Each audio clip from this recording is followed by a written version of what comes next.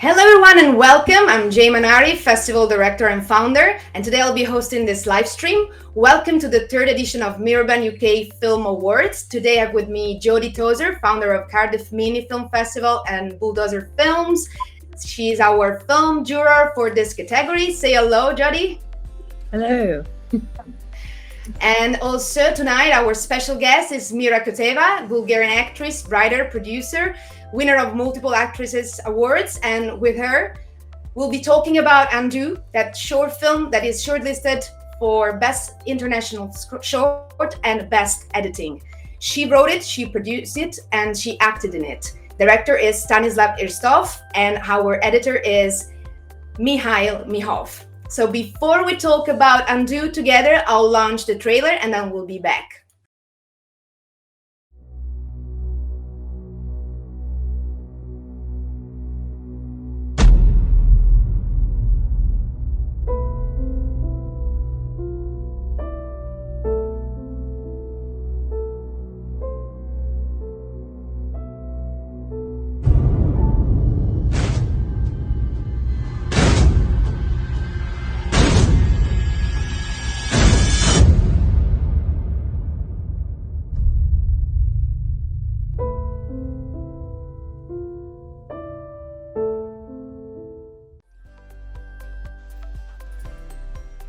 Okay, and we're back. So first of all, welcome Mira, and are you excited for this live stream?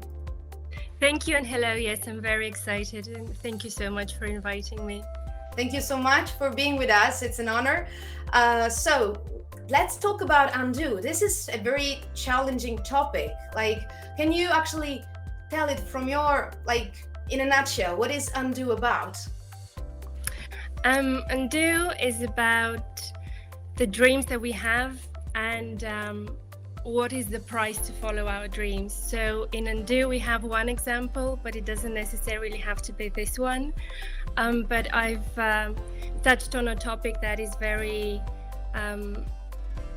common with women, especially women who want to have a career and have different dreams than what is usually considered right for them. So it's a slightly controversial topic. Not slightly, actually, it's very controversial. Very controversial. Yes. So I chose that to be the main, the main kind of storyline about it. Mm-hmm. Yeah, it's a story about the price of our dreams, isn't it? And the true values that we have and how we want to express them. Also, it's about the title Undo, it came from the idea that the way we can undo things on our computers, so for example, we can write a sentence and then delete it. So the question was, can we do this in our life, basically? And sometimes we can, but then again, what is the price for undoing our actions, if that's even possible? Exactly. I thought actually the title was really smart. So from a writing point of view, I thought that was a winning choice. What do you think, Jody? Yeah, I think it was it was a controversial topic, and I think it's a good one to tackle. Yeah, I mean, obviously we don't want to give away too much about it, but yeah, it was very cleverly executed and written. So yeah, I enjoyed it a lot. Thank you. Actually, if I can share, it started as a monologue first. So the idea came to me, and then and then it was in the beginning of the pandemic, and I just thought I'm going to write a monologue and then perform it for myself. But then once I did that, I started kind of imagining what it would look like as a film. So that's how it sort of started, from a monologue to a script. Right. And it is the story of a woman who's an actress. So it's a story that is in a way close to you. She has to decide between her love, her career, and how to balance the two things. So this is something we all are acrobats in a way in our lives. Yeah. But I'm also interested, I read the director's statement, Stanislav's statement. He said that we have to forget about time when we're watching Undo, because past and present do interweave, and we are in a way also, with the beautiful editing that Mihail did, we do not always know where we are at, but we do follow the emotions and the feelings that the character shows, so what she's living. And I'm actually interested to ask you, since you wrote it through the pandemic, were you inspired by your maybe impossibility to work as an actress and, you know, personal biographical references in any way? Partially, yes. Also from things that I know from friends of mine, and just generally observing things that are happening around me. So I decided to put it all together and just look at the emotional side of it, because first I saw it as an actress, so that's how I wrote it, and then I started seeing the visual cues. And actually what you said about the time, it was a challenge, because when I talked to Stanislav about it for the first time, I don't want to give up, give out too much information, but because there's a lot of things happening in different times, but sort of at the same time, it was a challenge to portray that so it can be understood fairly straightforward as well, but not, give out the ending as well. Yes, absolutely. And I know Jody was curious about some production related questions. Would you want to ask them now, Jody? Yeah, I was really, because it's a really ambitious piece, I think, and it looks like a lot of money went into making it. Was there a lot of money that went into producing the film? Thank you for saying that. No, because we sort of decided, the director and me, we co-produced it together, and we didn't have any funding, so we tried to get as many things as we can, and we were really on a tight budget. But we were very, very lucky, because there were a lot of people who liked the script and just wanted to help us make the film, and just worked very hard, for this to be what it is. And we're so very grateful for that, because we didn't have the budget. Yeah, it's all about connections, isn't it? Mainly, if you want to make something you're passionate about, I think other people can see that, and then they are more willing to help you. I completely agree. Yeah. That's actually the kind of perfect film for our festival, because we do look for underground stories that they make it despite the challenges of a tight budget. So all indie productions that shines, like yours definitely. Especially from a production design point of view, I was like watching it and rewatching it, because that's what I normally do, especially with finalists. It happens to watch it 3 or 4 times. Production design was astonishing for the limitations that you had budget-wise. So congratulations to your production designer and to you as a producer, because you definitely maximized the resources at your disposal. Thank you so much. Yes, we tried very hard, and I'm actually very pleased with what we got, because we wanted it to be very artistic and to be kind of different and visually artistic in a way as well. So we're very pleased. Thank you. Right.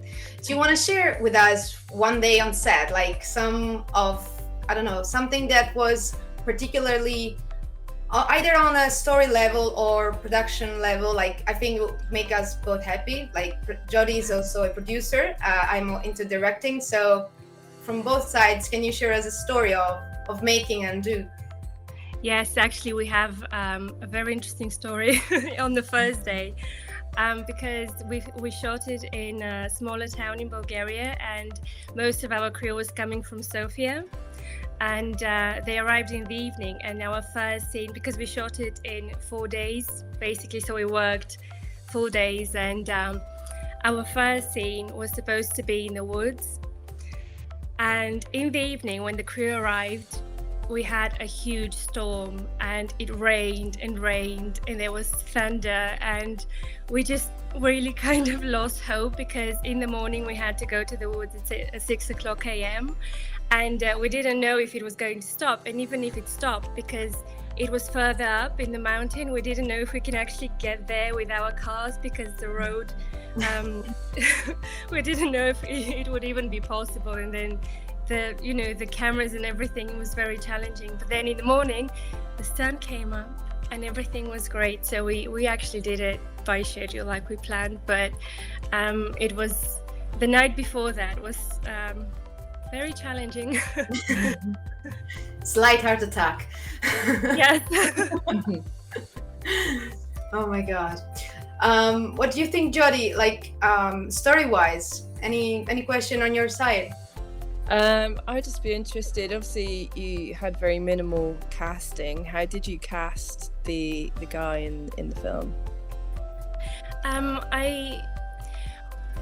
When I cast him, I had a few options, and I don't know if you've noticed, but he has one of his eyes is multicolored, which I thought was amazing, especially when we have a closer shot, because the character, he's sort of I don't want to give out the story, sorry, too much. It's fine.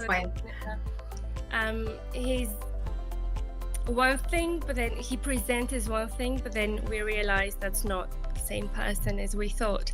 So I thought that was amazing. His look was just perfect for the character I was looking for. And also it was very important to me that when we talked and when we saw each other, he really liked the story, he really liked the script, and he just said he would absolutely love to be this character because he thinks the story is very important, and we had a very many common things to put together as acting and the story as well.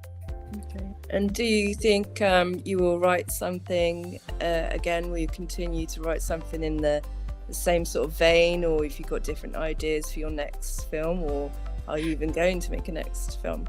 I hope so. I'm actually writing something now. I've been writing it for a while, but I'm trying to write a feature, which I haven't done so far, so it's challenging, but it still is. It's not about the same topic, but it's again sort of artistic, and the story is not very common, I don't think. So I'm trying, but we'll see how it goes and what will happen at the end. Of course. I have a question actually about your interaction with Stanislav, the director. So you had a monologue. Did you go to him with just the monologue and said, hey, I'm thinking to transform this into a film script? Or did you reach out to him when it was already done? Well, actually, he reached out to me, which was very interesting again, because it was the first script I've ever written. And I wrote it during the first lockdown, when we didn't see anyone, it was all very scary, etc. So he sent me a message saying, so do you have something we can shoot, after this is over, sort of thing. And I said, well, it's very funny that you're asking, because I've known him for quite a few years, and he's never asked me that before. And then I said, well, actually I do. And I sent it to him, and he liked it very much. He thought there was a lot of opportunities to work with the script and make it very interesting visually. And then we continued working together for a few months to kind of make the script better and just kind of make everything the way we think it should be. So it was still very accidental in a way, but it just feels like it was in a way meant to be, because I didn't expect it. I just had it, and then a few days afterwards he said to me, do you have something we could do together? And I was like, yeah. I do. Great. So did you work already in the past together? I've known him for a while. We haven't worked on a film, but we've done, because he's a photographer as well, so we've done quite a few photo shoots before that. So we knew each other, and we knew what each other do, what do we do, but we hadn't worked on a film. But it was honestly amazing because we got along so well, and it's just, the whole thing just felt like it was, as I said, meant to be. That's awesome. Yeah. Wow. And in terms of how did you speak with the editor, or did you speak with the editor at all, or you left Stanislav to deal with Mihail? We did. We actually did it together. We had a few sessions where we would see each other, and he would edit, of course, but then it was him and Stanislav mostly, but I was there as well just to see, if I had any ideas or if I just had anything to kind of have an opinion. So we kept in touch until it was finished. It's great. Thank you. And how is the film doing at film festivals? Is it doing well? Yes, it's doing surprisingly well, and I'm so grateful because, as I mentioned, that's the first script I ever wrote, so I didn't have any expectations or anything. I just felt like it was a story that it was important to tell, and also about the topic. It's something not a lot of people talk about, but actually a lot of people go through.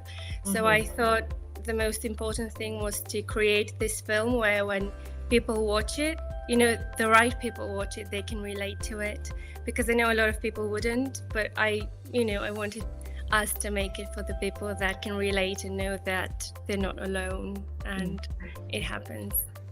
Yes, well, definitely it's a controversial topic, as you said at the very beginning, so it kind of splits the audience, but these are the kind of films that make you want to ask questions and make you talk about them when you finish watching them. So obviously we're trying to talk in circle without saying what it is exactly about, because we don't want to spoil the story, but it's a female driven story, and when we talk about love and career, you can kind of start to imagine what the story might involve and which kind of decision might or might not be made. In terms of your relationship with the actor, so you were somehow also in a way directing him, like giving because as a writer, obviously it's difficult not to want to reshape, the image. I know this, I shouldn't be saying that, but it's true. Like as a writer, you are very jealous of the script, the story, it's yours first and foremost. Yeah. So when you have the actor there, it'll be like, I know I told you to do that, but can you add this or that? Like, I know everyone does it in every department. So let's be honest, did it happen? To be honest, I can't think of an example. It might have happened, but I can't think of something certain right now, because we had a rehearsal before that, just the day before that, and we got along really well. So there wasn't really something that I didn't necessarily like, or I thought it should be in a different way.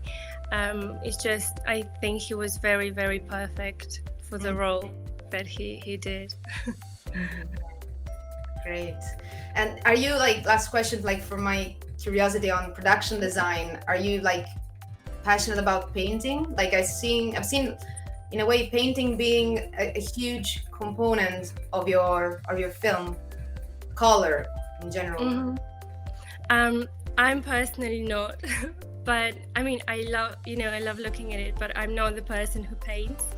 But we thought it was very important to show this for the character, because we wanted to show her as a very artistic person, not only as in acting sort of artistic, but in all fields. So we wanted to show her as this character who has a lot of art in the house, and we actually shot in a very old Bulgarian house, which I think it kind of contributed to the atmosphere as well, because it wasn't anything modern. We wanted to escape from everything modern and technology and all of these things. So the house that we shot I think it was amazing. It was very old, and it just felt like an artist in the sort of very traditional sense could live there and just create and do stuff and be very productive.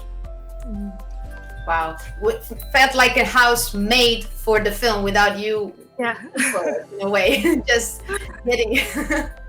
Awesome. Exactly. Jody, what do you want to add, or do you want to ask anything else? Yeah, do you find it hard watching yourself back in a film as an actor, and especially if you're playing multiple roles? How strange is that?